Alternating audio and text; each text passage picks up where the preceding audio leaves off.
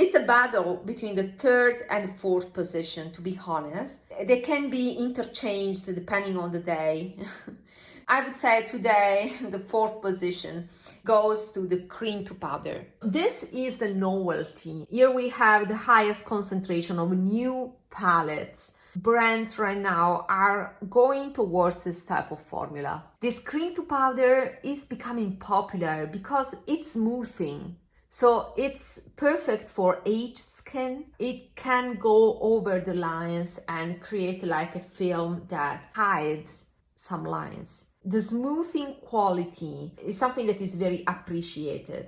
Now, among these, I can do some distinctions. For example, the Tom Ford one, this is an example, is Rose Topaz. Is one of the first quads that came out. It has had disadvantages. It tends to develop art pen. I wanted to use it this shade as blush. I picked more product and it became like this, and you cannot use even the tape to remove it because it will remove a lot of product. I use a tape for this, but you see it's art pen here. So I have another quad, but I plan not to purchase other ones because yeah, depending on how you use them, you can develop art pen, and these are very pricey eyeshadows. I paid almost 90 euros for these. It's not pleasant even to watch, right? So that's the reason why the cream to powder is placed here. Those are tricky formulas. The other thing why this is placed at the fourth position is that they stay placed where you put them. And to get a perfect blend, you have, to move your skin a lot. You see how perfect is the blending here. I did with my finger, but with a brush, you may brush a lot until you get the perfect level of pigmentation and the blending that you are looking for. So the quality is high. It's just the experience of going with the brush for a long time, things that do not blend by themselves. Yeah, it can be a bit harsh on the eyes. If I have more sensitive eyes some days, I tend to avoid this formula because you need to insist more with the brushes. So these are things that I took it in consideration for this ranking. This by Tom Ford, as I was saying, is more a true cream to powder in the sense that you get a silicone feelings. There's the dimeticon in it. And you get that when you swatch it. There are more, even wetter formulas. For example, the Pat McGrath. The Pat McGrath one gives that squishy, creamy quality, but it's also shinier. You see the difference? This is Tom Ford shine. This is the Pat McGrath shine. That for me sometimes is too much. This Prada is for sale on Vinted. I used this a couple of times and swatched these other ones. These give a blurring effect, but again, they require kind of work with the brush. And I prefer more powdery formula. But therefore, I think that these cream to powder are for the people that do not want fallout due to the high content of silicones of this formula. You don't have the powderiness effect. And therefore you have even smooth, no fallout experience. These also give kind of a filter on your eyes, but you need some work for the color to blend seamlessly because they tend to stick to the skin. That's the point of the cream to powder. I wouldn't recommend for very sensitive eyes, or at least in the days that are particularly sensitive. So there are pros and cons in my opinion. I would say my favorite is the Yves Saint Laurent because it's the most versatile. The Yves Saint Laurent one is more satin, is not too much like the Pat McGrath. So it gives this satin sheen and it's so thin that it reminds me of the Suqqu slurred Japanese formula. This is the most similar. It's more powdery than creamy. The creamiest is the Pat McGrath, the highest content of silicones. Then the Tom Ford. And then Prada as well as Valentino, or maybe Valentino first after the Tom Ford and then Prada. And this is more powdery, the Yves Saint Laurent. So this is the degree of creaminess, the degree of presence of silicones, in my opinion. I prefer this one. And I like the Pat McGrath also because of the shine. So as you can see, it's not that this reflects the ranking. So my favorite is the Yves Saint Laurent for the long-lasting quality and also, as I said, the experience. And then the Pat McGrath is also on top of the list because of the finish that I get. The matte here are also very nice, and the Pat McGrath give pigmentation. You see, I barely use the finger. Let me compare it with this one.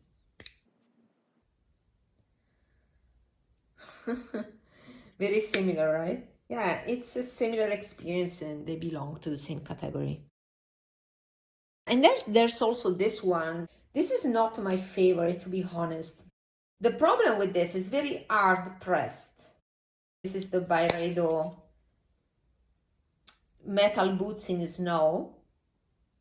Again, made in Italy. I like the color story of this, but is it truly unique? I don't know. Let me try it. This is again a cream to powder for sure. Sorry, here. But it's very, again, no fallout at all. You will have fallout only with the glitter here. But yeah, I need to try it and to see whether I truly like it. This is very hard pressed, so you need some pressure and you have that gummy feeling, but you need definitely some pressure to pick the product and some pressure to blend it, because again, the grape is high, so it tends to stay where you put it without dispersing evenly.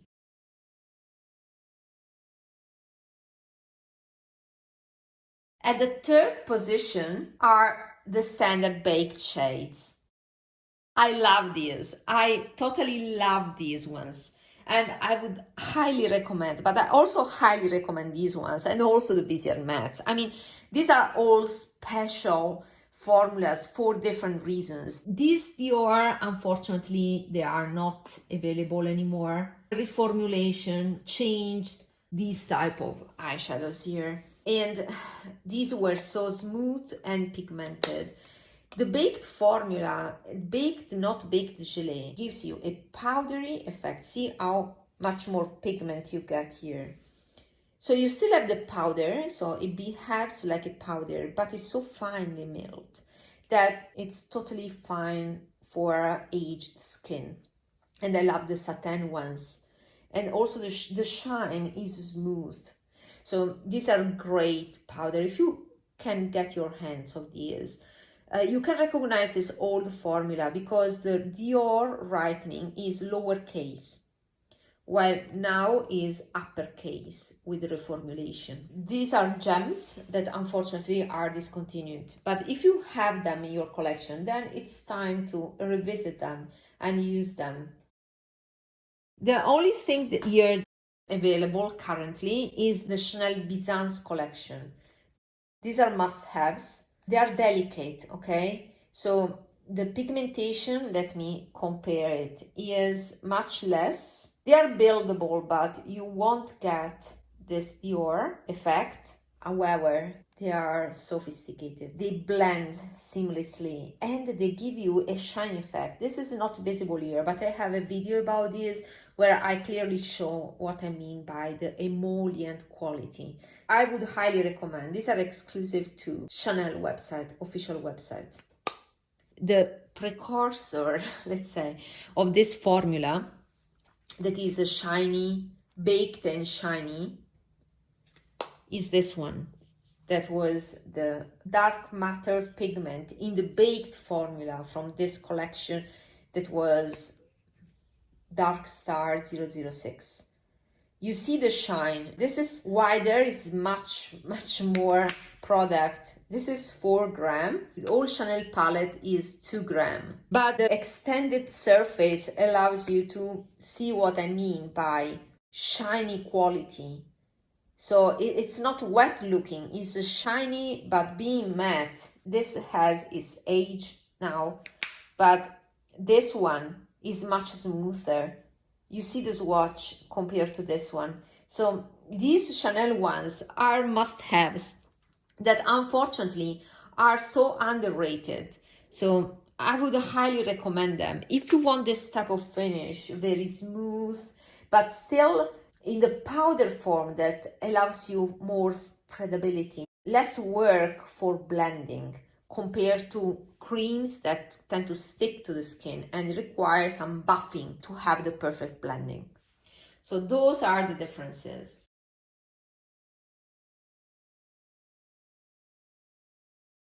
Again, it's a battle between second and first. They are complementary in my opinion. I'll say this. First, Baked Gelée, and second, Slur the Japanese. However, I buy all the Suqqu possible, but sometimes it needs that amped up version that I can get with the Baked Gelée. And that's the reason why I will classify the Baked Gelée at first position. First examples of Baked Gelée were from Chanel and Tom Ford, if I remember correctly. Tom Ford came with the new dip quad in 2012. It's been more than 10 years. Anyway, traditionally, this Tom Ford Baked Gelée formula was smooth. Okay, this is not a great example, but by smoothness, I mean no glitters. This is already a bit glittery. Let me use this as an example because this is Body Heat. This is a much better example. I will put it here. Okay, you see the difference in the finish.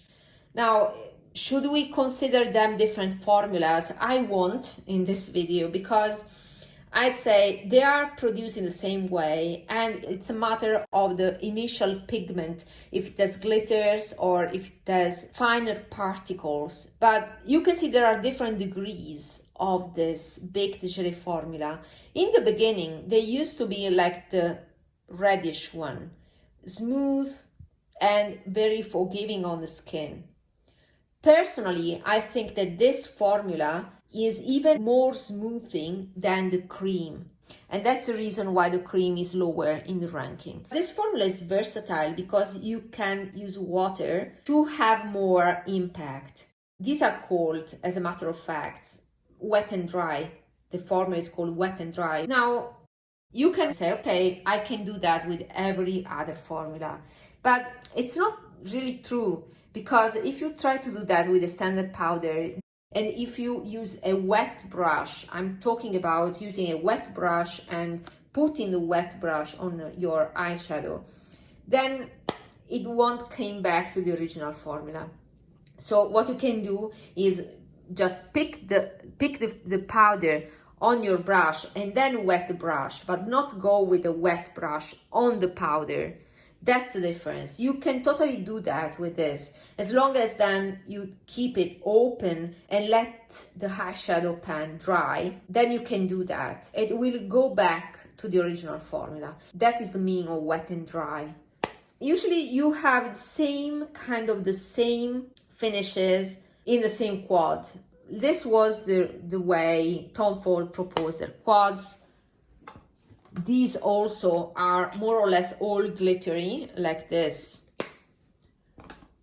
Let's see, this one as also, this is more glittery than the others. Diversification is a thing that is quite new, and you can find it here, you can find it in the Guerlain quad, and Guerlain was the one that introduces this. The Guerlain has metallic, more glittery, metallic, and more matte shades that are more satin sheen, and I love this finish with the same formula that is Baked Gelée. And it's a pity that since last fall, so since fall 2023, Guerlain has switched to standard powders. I think it's to increase the margin because these are quite expensive to produce. They are definitely more expensive to produce compared to Baked Gelée quads, but you can find them in the permanent line. This is a permanent one, Imperial Moon, so I would highly recommend to go check the permanent Guerlain quads. And I also have a video about my Guerlain quads, and I explain my reasoning behind prioritizing the purchases in this video about Guerlain. The Chantecaille one are other baked gelée that are more glittery. My favorite are Pangolin and Elephant. I'm also tempted by the new one, the holiday collection, although it's crazy expensive. It's 75 euros and for a single. How much is here? 2.5 gram. Also, Bobbi Brown recently has proposed this difference in finishes, shiny and matte. I like these, but they tend not to be too pigmented, the matte ones, but I haven't tried this yet. It's just arrived yesterday. This is a formula that has different finishes. The only con is that all the eyeshadows that I've seen in this formula, they tend to be warm. And the only exception is this by Sisley, but of course we are talking about color. But these tend to be more neutral and more, on the cooler side. But it's difficult to find. They all tend to be orange looking. So I'm looking for cool tone neutrals in this formula, but it's very difficult to find it.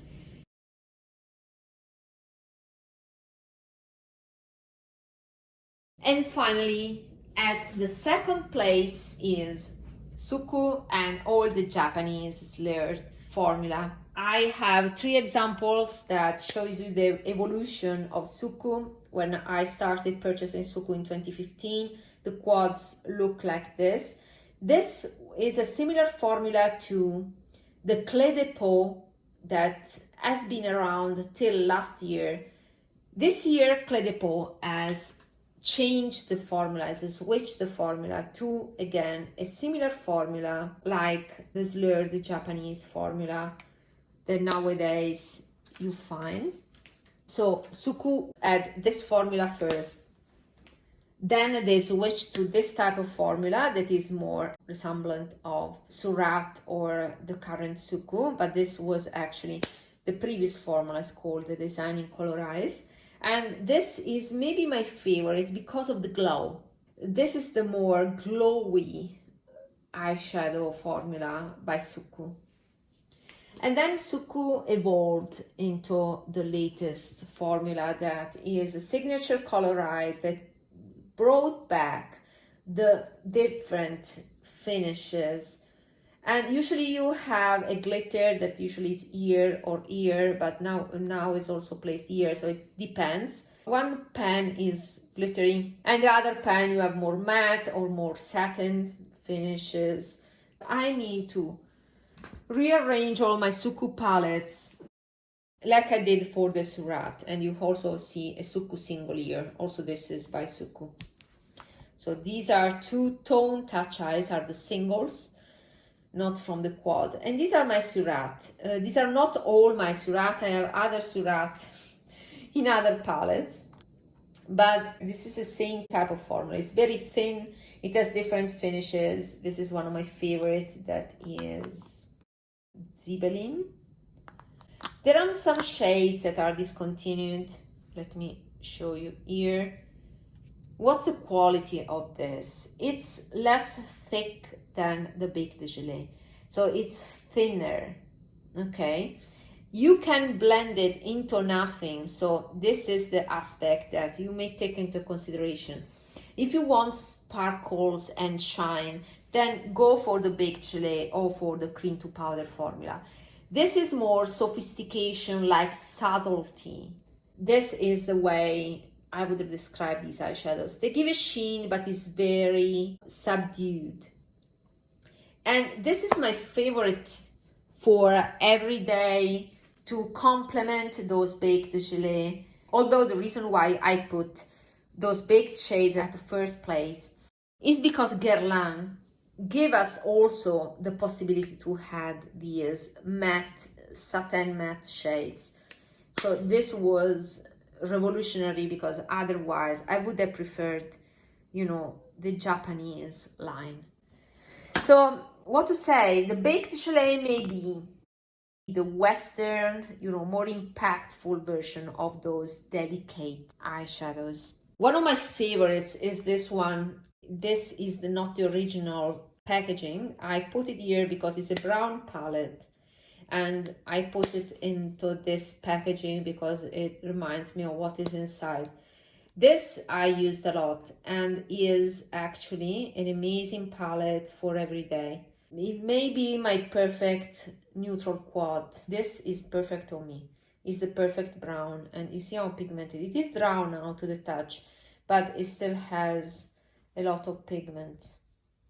My gosh, it's so beautiful. This enhances my eyes because I have some yellow in my eyes, so using a color that is in harmony with my eyes makes my eyes pop. This was a special UK edition by the famous makeup artist Hork Makeup, and his mother used this palette for his wedding.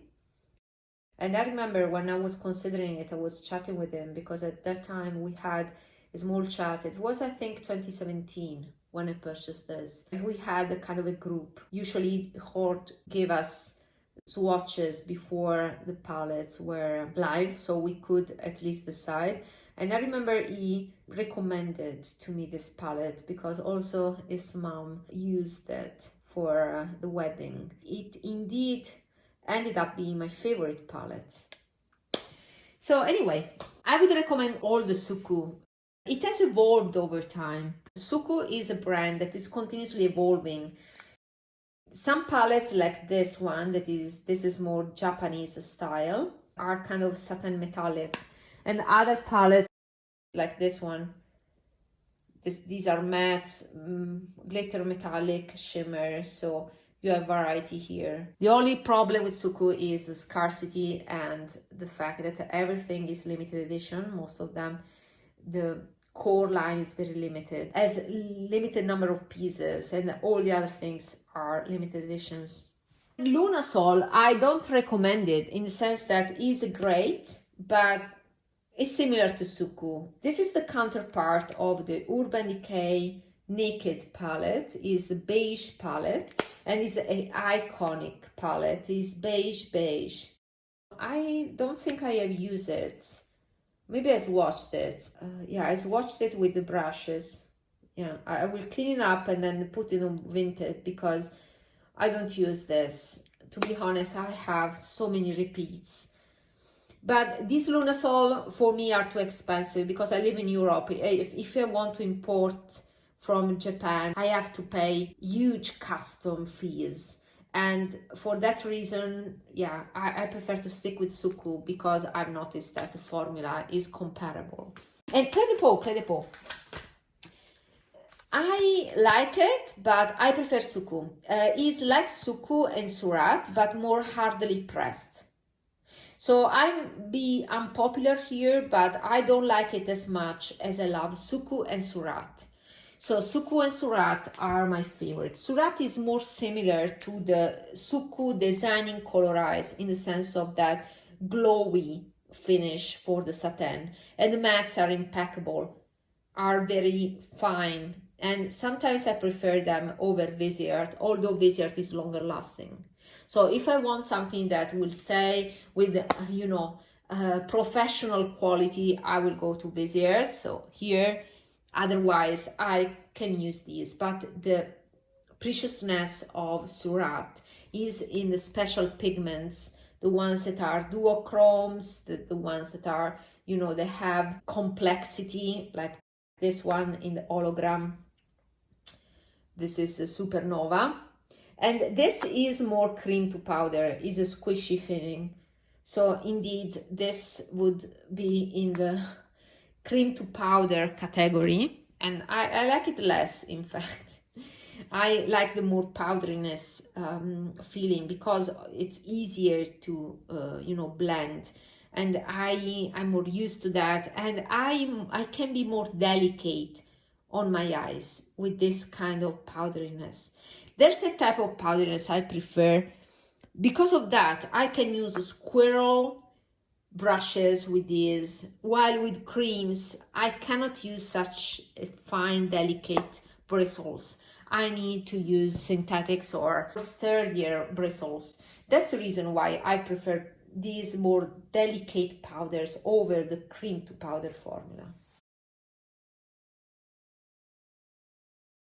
Check Mariam's video. I will link Mariam's video down below in the description box. I'm curious to watch her ranking. See you in my next video. Bye bye.